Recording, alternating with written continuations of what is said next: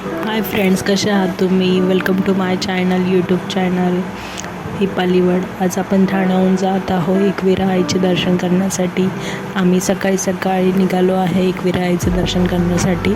मी घरातनं सकाळी 6 वाजता निघाली तर ठाणा स्टेशनला पोचली आहे 6:45 वाजता. आपली ट्रेन आहे 7:10ची.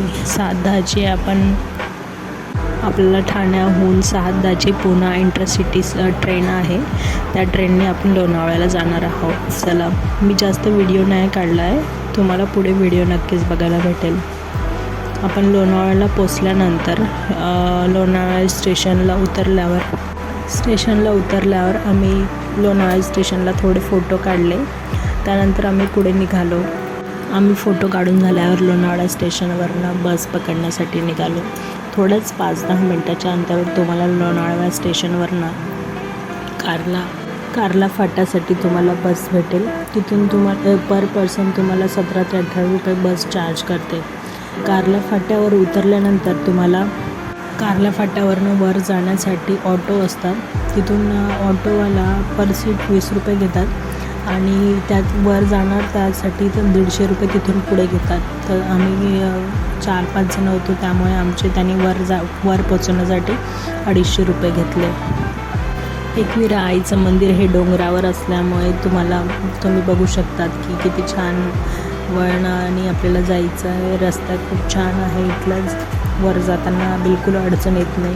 तुम्ही बाईकनी, स्वतःच्या गाडीने किंवा ऑटोने इकडून जाऊ शकतात. इकडे पुढे बस जात नाही.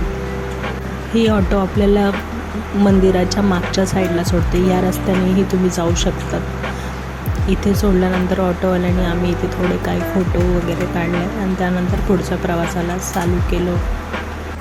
जाताना तुम्हाला रस्त्यात भरपूर दुकानं लागतील. दुकानांमध्ये तुम्हाला वेगवेगळ्या पद्धतीचे छान असे देवीचे फोटो दिसतील, तुम्हाला माळ दिसतील. देवीसाठी ओटी सामान तुम्हाला इथून भेटेल. थोडं पुढे चालत 5 मिनटं तुम्ही पुढे चालत गेल्यावर तुम्हाला देवीचं 5 पायरी मंदिर बघायला भेटेल. 5 पायरी मंदिरात पण देवीची मूर्ती आहे आणि देवीच्या पादुका आहेत. तिथून दर्शन करून तिथे पण नेहमी अशी गर्दी राहत नाही, पण आता आम्ही मार्गशीर्ष महिन्यात आल्यामुळे आम्हाला जास्त गर्दी बघायला भेटली. नाही तर एवढी गर्दी नसते. मार्गशीर्ष महिन्यात किंवा नवरात्रीत तुम्ही जर येणार तर तुम्हाला अशी गर्दी बघायला भेटणार. आम्ही 5 पायरी मंदिराचं दर्शन घेतल्यानंतर परत बाहेर निघालो आणि पुढचा प्रवास परत चालू केला. पायऱ्यांनी चढून आम्ही देवीच्या मंदिरात वर पोचलो. आम्हाला असं वाटलं की एवढी गर्दी नसेल, पण बघितलं तर तिथेही मोठ्या लाईन्स होत्या. आम्हाला आतल्या 15 लाईन्स आणि हे बाजूला 4-5 लाईन, अशा 15 ते 20 लाईन आम्हाला क्रॉस करून देवीपर्यंत पोचण्यास मिळाले. आम्ही लाईनमध्ये उभं होतो तोपर्यंत आम्ही कारला केव्स बघत होतो बाहेरच्या साईडने, कारण की आतल्या साईड आम्हाला जायचं आम्ही प्लॅन केलेला. आम्ही वर 11 वाजता पोचलो. आम्ही ठाणा स्टेशनवरून निघालेलो 7:10च्या ट्रेनने. थोडी ट्रेन लेट झाल्यामुळे आम्हाला 7:30 वाजलेले. 7:30चे आम्ही तिथून निघालो ठाण्याहून.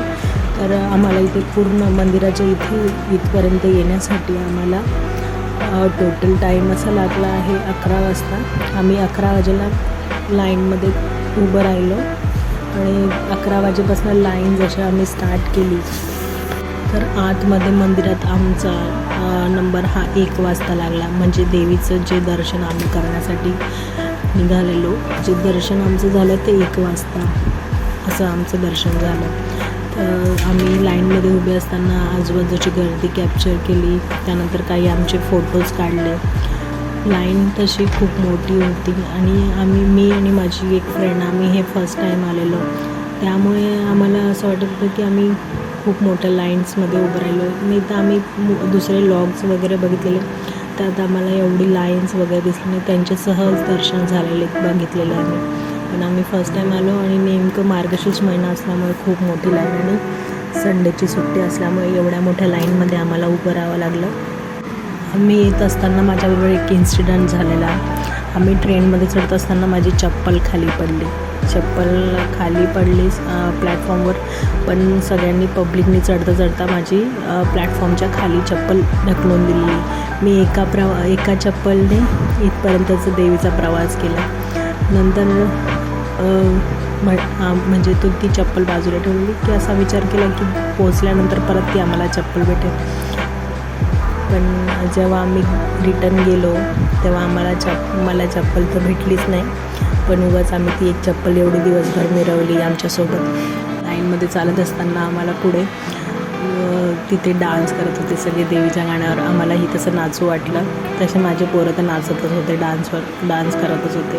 नंतर आम्ही मधल्या लाईन्समध्ये लागलो, ज्या प्रॉपर आतल्या देवीच्या मंदिराच्या लाईन्स आहेत त्या तुम्ही बघू शकता. त्या पण लाईन्स किती मोठ्या मोठ्या आहे. अशा ह्या 15 लाईन्स आहे मोठ्या. ह्या 15 लाईन आम्ही क्रॉस करतो आहे देवीच्या दर्शनासाठी. आम्ही हा प्लॅन बनवलेला वर्षाच्या सुरुवातीला की आपल्याला एकविरा आईला भेटायला जायचं आहे. पण देवी आम्हाला बोलवत नव्हते मनापासून. लास्ट हा वर्ष संपायला आला तेव्हा आमचा प्लॅन झाला आणि आम्ही एकविरा आईच्या दर्शनाला पोचलो. माझे 2 मुलं बरोबर असल्यामुळे ते पण सकाळी लवकर उठले होते. त्यांची खूप चिडचिड होत होती आणि सकाळी लवकर उठून त्यांची झोप झाली नव्हती. पण त्यांनाही हौस होती की एकविरेला यायचं मम्माबरोबर. त्यांनी आग्रह केला आणि दोघं माझ्याबरोबर आलेले. आम्ही एकविरा आईचं दर्शन करून झाल्यानंतर आम्हाला नीट असा फोटो काढायला नाही भेटला देवीचा. पण नीट असं दर्शन केल्यानंतर जेव्हा आम्ही बाहेर निघालो तर आम्ही बाहेरच्या साईडला पण आम्ही फोटोज वगैरे काढले. आणि फोटो काढून झाल्यावर मग आम्ही जेव्हा रिटर्न बाहेर येत होतो तेव्हा आम्हाला दिसले की एक आई तिच्या पोरीला डोक्यावर घेऊन आतल्या साईडला मंदिराच्या साईडला येत होती. क्यूट असं बाळ होतं एकदम छोटंसं. ते बाळ बघून एकदम छान वाटलं आणि तो नवस होता वाटतं तसं त्यांचं काहीतरी, म्हणून ते तसं टोपलीत घेऊन बाळाला आतल्या साईडला घेऊन येत होते. तसंच आम्ही बाहेर निघालो, थोडं आजूबाजूला एक्सप्लोअर केलं. त्यानंतर आम्ही खाली आलो. खाली आम्ही जेवण केलं. जेवल्यानंतर आम्ही परत ऑटो पकडली. तिथून ऑटो होती ती खालीही सोडणारी होती कारल्याला आणि एक होती ती स्टेशनला सोडणारी. आम्ही डायरेक्ट स्टेशनला जी जाते त्या ऑटोमध्ये बसलो. स्टेशनला सोडणारी जी ऑटो होती तिने आमच्याकडनं 300 रुपये घेतले. आम्ही टोटल 4-5 जण असल्यामुळे आम्हाला ते 300 रुपये काय वाटले नाही. तुम्ही जेवढे जास्त लोक जाणार तेवढंच तुमचा खर्चही कमी होईल. एकटे जाणार तर एक्सपेन्सेस जास्त होणार. नंतर आम्ही लोणावळा स्टेशनला गेलो. आमची रिटर्न ट्रेन होती लोणावळ्याहून. ती होती 4:25ची डेक्कन एक्सप्रेस. पण 4:25पासून आम्ही 4 वाजेपासून स्टेशनला होतो. पण ती ट्रेन 4:25ला नाही येता 5:15 वाजता आली. 1 तास लेट झाली ट्रेन. त्यामुळे आम्हाला पुढचा प्रवास थोडा अजून लेट झालो. नाही तर आम्ही 4:15ची ट्रेन पकडली असेल तर 6पर्यंत आम्ही ठाण्याला पोचणार होतो. पण ती 5:15ला आल्यामुळे आम्ही 7-7:15पर्यंत ठाणे स्टेशनला उतरलो. एक पूर्ण दिवस तुम्हाला जर जायचं असेल एकविरा देवीला तर एक पूर्ण दिवस धरून तुम्ही जाऊ शकतात. खूप छान होतं. असा झाला आमचा प्रवास ठाणे टू लोणावळा, लोणावळा टू एकविरा देवी टू लोणावळा, लोणावळा टू ठाणे. तुम्हाला कसा वाटला व्हिडिओ नक्की आम्हाला सांगा कमेंट बॉक्समध्ये. माझं काही चुकलं असेल बोलताना किंवा काही चुका झाल्या असतील तर माफ करा. व्हिडिओ आवडला असेल तर लाईक करा, सबस्क्राईब करा. अजून काही वाटत असेल तुम्हाला व्हिडिओमध्ये कमी तर ती नक्कीच मला कमेंट बॉक्समध्ये नक्की कळवा.